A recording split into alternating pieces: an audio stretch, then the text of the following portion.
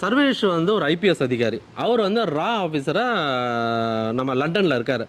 அவர் அங்க ஒர்க் பண்ணிட்டு இருக்காரு. ஆக்சுவலா அண்ணா நகர் டிசியா இருந்தாரு. திமுக ஆட்சி வந்ததுக்கு அப்புறம் இவர் அங்க போயிட்டாரு. ரால இருந்துட்டு இவர் ஒர்க்கை கரெக்டா பண்ணிட்டு இருக்காரு. ஆனா அவர் மேல ஏதோ ஒரு குற்றச்சாட்டு சுமத்தி அவரை திருப்பி இந்தியாவுக்கு கொண்டு வந்துட்டாங்கன்னா ஒரு தகவல் இருக்கு. ஓகேவா? அவரோட தம்பி தான் ரித்திஷ். அவரோட தம்பி தான் ரித்திஷ்.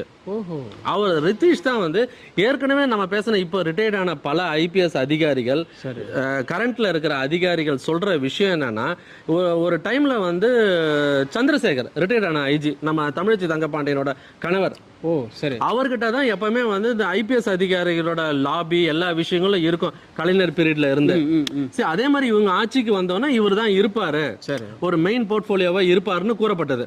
ஆனா இது எல்லாமே தகர்த்தெறிஞ்சு ரித்திஷ் மூலமா தான் அப்பாயின்மெண்ட்லாம் நடக்குது. இவர் தான் சில ஏடிஜிபிக்கள் வந்து எப்படி வந்து ஒரு